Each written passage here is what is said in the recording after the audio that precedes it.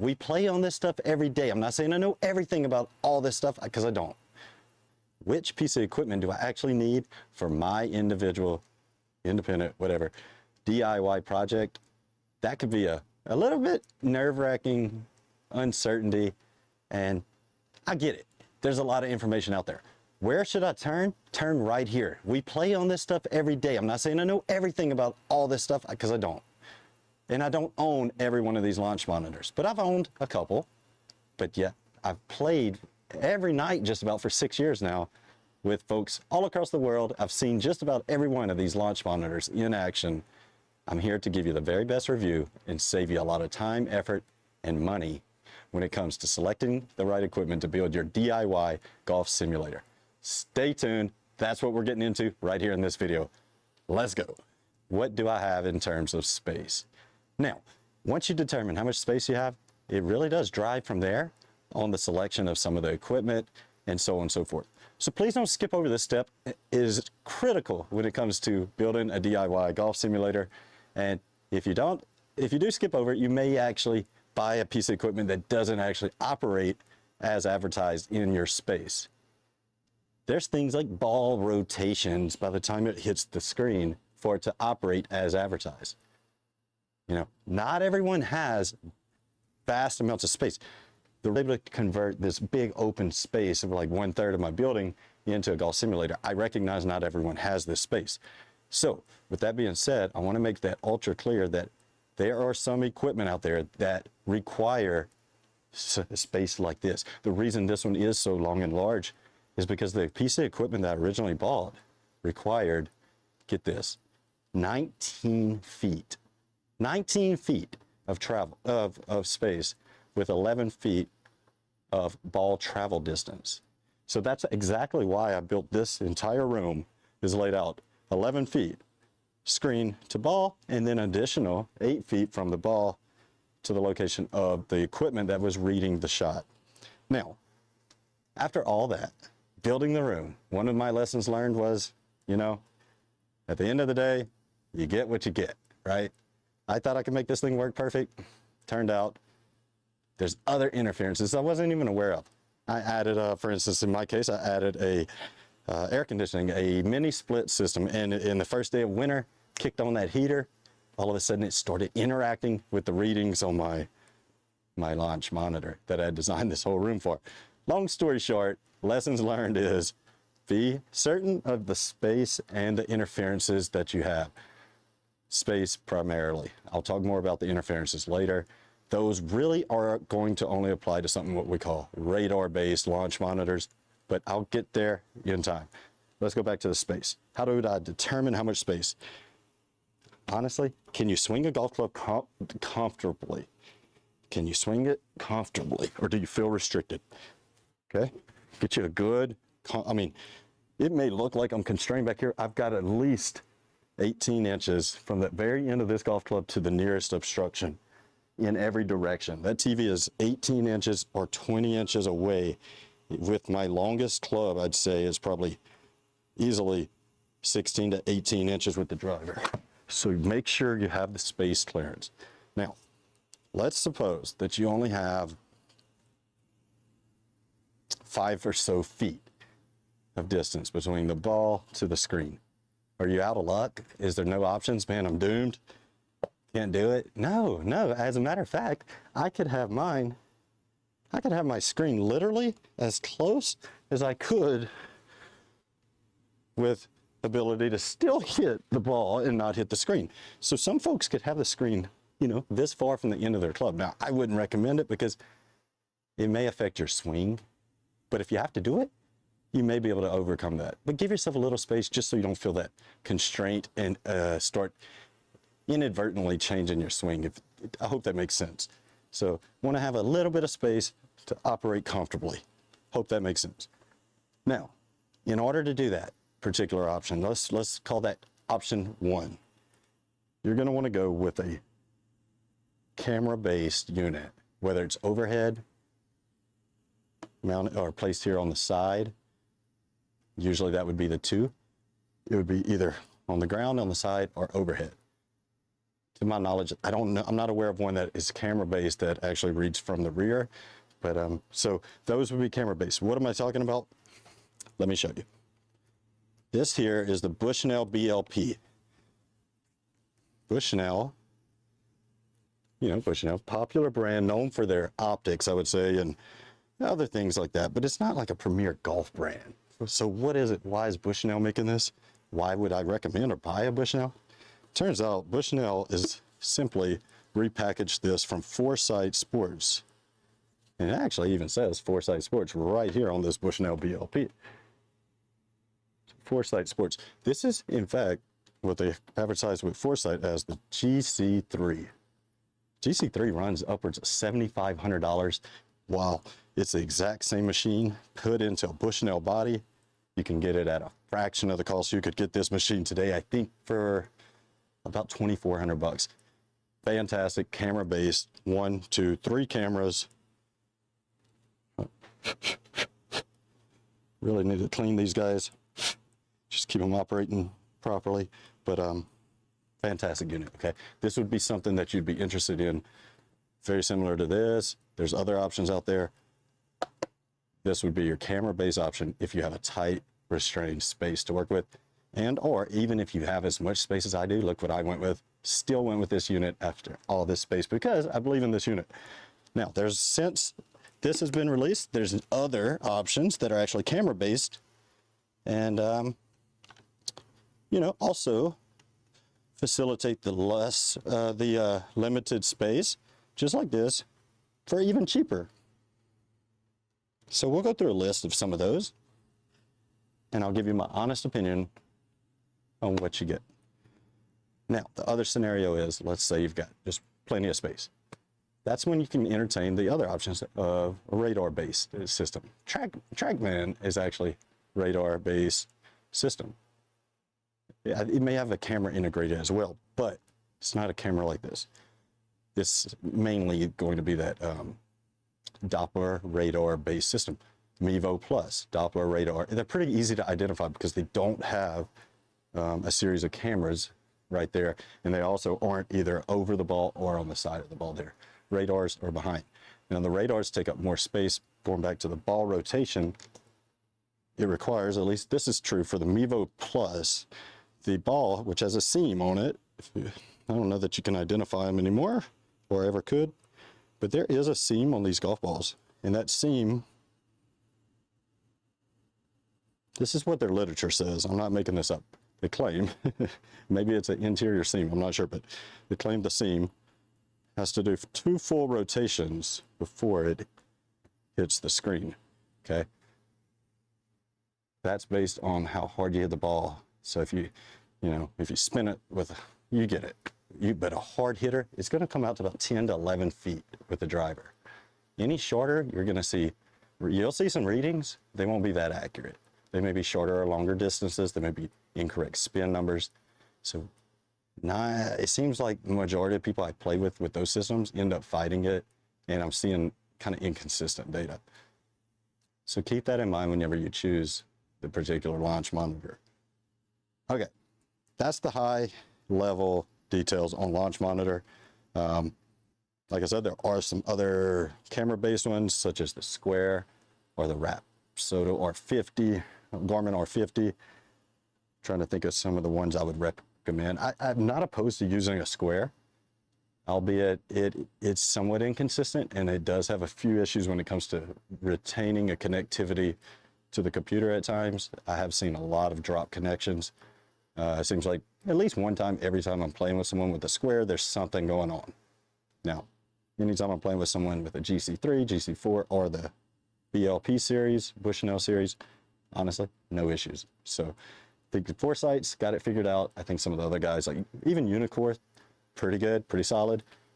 They still have a few little tweaks that are kind of, I will say this, the Unicore do a fantastic job of all the replay cameras that they've integrated into their machines. Now you do have to pay a little more for that, but and it does demand a little bit more quite a bit more actually, out of your PC, because it's generating that video, storing it, and then it's It's producing the video and then sharing it right back to you, almost in real time for each and every shot that you hit. So that takes a lot of processing and data and power, basically, and demand from your PC and the machine itself. So those are a little bit more costly, but very cool units, albeit slightly less favorable to what I see with the Bushnell and the Foresight series. What about SkyTrack? Everyone knows about SkyTrack. SkyTrack. Overpriced, in my opinion, being honest here, for what you get. Reason being, you have to have the ball right on a dot, like seriously about the size of the cap here. So you have to place the ball in the exact same spot. Well, your mat starts getting torn down, or the ball kind of rolls off out of that divot area over time. It's kind of frustrating when you hit a shot and it doesn't read, or you hit a putt 3 times before it reads. It doesn't take much to begin to annoy you. You'll see that something needs to work like 99 out of 100 times, or we get annoyed. It's just how it is as humans. So we expect it to work every time, basically. That's the low. That's pretty much, that's kind of like the high level, somewhat detailed story with what we call a launch monitor system. You're going to be looking anywhere from the squares, about $800 upwards, to this type of machine here, like I said, $2,500, $3,000 unit.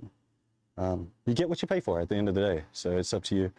But that would be my #1 recommendation, is the Bushnell series, the GC3s, Foresight equipment. Next in line, I would have to say probably Unicore. Yep, I would go there. Unicore is not a bad system.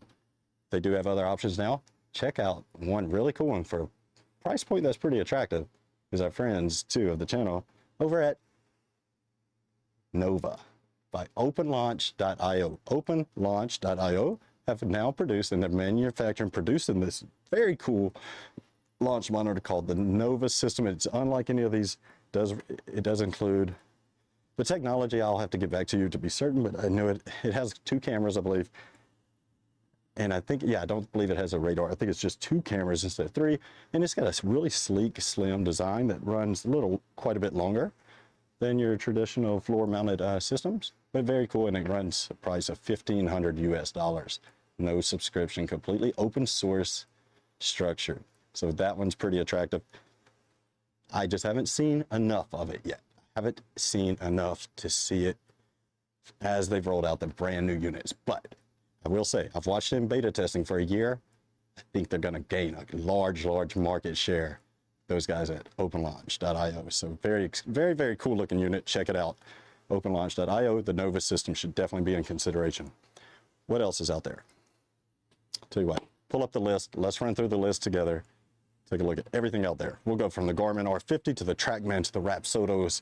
We'll take a look at the portable ones like the Mevo Pluses, some of your real cheap ones, such as the PRGR portable launch monitor. That one's a Doppler radar as well. You have things like the Rapsodo MLM2 Pro. A lot of people like this. I'll say that one, pretty good. If you want like no spin data to come through. No, I'm just kidding. It has its quirks. It doesn't putt either, which is kind of annoying. Putting is, really? Putting is the best part of this entire thing. Believe it or not. Hitting the driver is fine and all. Hitting shots, playing course is fine. Putt on a high quality launch monitor, you'll be blown away. Fantastic part of the product there and what it's capable of, and things like the GC3, the Unicore, the BLP, the Nova. All those do it extremely well when it comes to putting, short game chipping. No issues whatsoever. Very, very reliable. What else is out there? The Square golf launch monitor, like I said, pretty good for budget. I wouldn't be upset to hear anyone that bought the Square launch monitor. I would have to say they'll probably end up buying a better one later. But if you are totally restrained budget, and I can't spend more than this on the launch monitor itself under any circumstances, by all means, buy that one across any other one that's either cheaper or even up to the Nova's price. Go with the Square. Nova, if you go for the Nova, I'd definitely take the Nova over the Square, 100%. No question about that. And then, like I said, slightly above the Nova, I think I have to go still with my Foresight Sports They are the king of the industry for good reason. Unicore, a little bit pricier, but not a bad machine at all. And then next, what do we buy next? Very next thing I would purchase. What do you think it is? It's got to be the screen, right? Or projector. Or the turf. Maybe a PC. Nope, it's your hitting mat. In fact, if I had to buy only two things and make this thing work, that's the two I'm buying. I'm going launch monitor, good quality. Mats, dang good quality. Don't go cheap on the mats. That's all I can stress it all day long. Do not go cheap on your mats, all right? Got it? Why do I say that? Well, you want them to last. You want to be comfortable, but most importantly, you don't want to get injured. And having some cheap mat that's not at least like an inch thick with some sort of like rubberish gel bottom, really, you'll see the difference in the mat qualities. They're not too hard to differentiate, to be honest. But the trouble is, I can't really do any comparison for that except for the ones that I have. I can ask people, hey, how do you like your mat? Well, what are you comparing it to? Everybody seems to enjoy their mats, but you'll see like the SIG Pro Series, you'll see these mats that I have. These are no longer, these are discontinued because these are 6 years old. I would love to be able to put you in touch with these guys.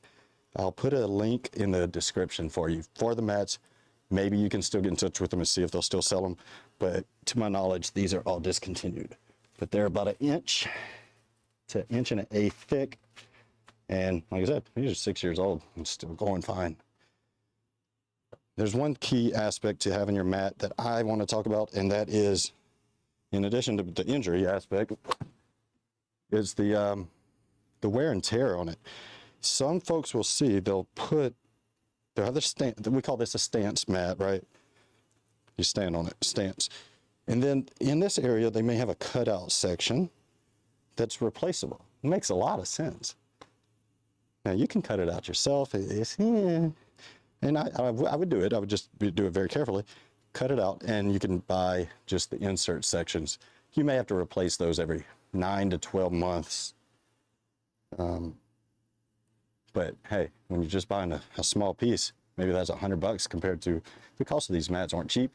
I think each one of these stance mats were about $550, $500, something like that. That was 6 years ago. So I tell you, I did have to spend money on that, but all in all, here I am 6 years later. I've never replaced it. Still fantastic. So that would be the two things I would have. I would start off with all of this equipment if I had the budget, but I can tell you one thing, I darn sure didn't, and I ran out of money pretty quick. Didn't account for PC. That's $1,500. Did not account for that. Did not account for turf, subflooring, level playing surfaces, protection along the sides, the roof, the enclosure. I thought I could build all that myself. Turned out it costs a little bit more than I really recognized. So I built it 2 or 3 times. At the end of the day, buying an enclosure is not a bad approach. It does seem costly, but if you add up the cost of some of the piping materials and everything that you get, go and quote it. Tell you what, I don't know how they're doing it. It's about what it really would cost you to build it yourself, to actually use those same piping, thick-walled conduits that they frame that out with. And then when you consider all the special like corner protection measures and all that, if you have the money, yeah, I would buy an enclosure if you have the space and the money. But you can darn sure build it yourself like I did here. And I can teach you a lot more about that. Just get in touch with me at indoor.golf.videos@gmail.com or DM me here on this website or through TikTok. Okay, you can reach me there. It's DJ Person Golf on TikTok. Shoot me a DM there. You can also join my Discord, drop any questions there. Be happy to help you out. I do have resources and links and can put you in touch with the bulk producers of the screen material, which is the route that I went, where you can, get your screen material for about 40% less than what you'll find at many of the retailers. So that's a good place to start if you can afford it. Now, with that being said, do you have to have it? Absolutely do not have to have a projector and an impact screen, because it's not just that. You have to also frame this thing out, do a little construction in your home.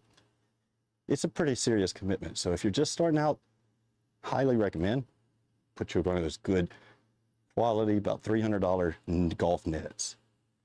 I'll have a link in the description. Here's a picture. Look, this one here, it seems to be the one that's highly recommended. I've watched and played with numerous people that use this particular net. Never seen an issue. Everybody seems to love it. And they'll just use the net, and they'll also use like a monitor or maybe a TV, because you can cast pretty much anything from your PC today to a large screen TV. So you can place that TV, right in front of you per se.